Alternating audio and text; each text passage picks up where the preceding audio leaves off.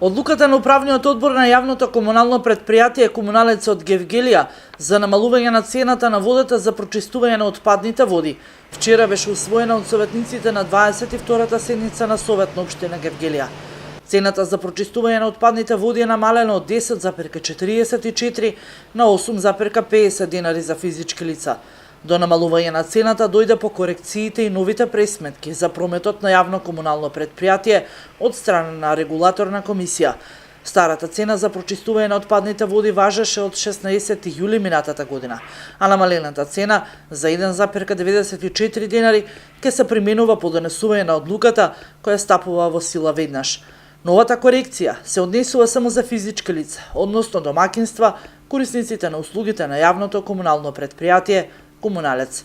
За фирмите, како и за правните лица, останува да важи одлуката донесена од управниот одбор на предпријатието, а се однесува за период 2019-2020 година.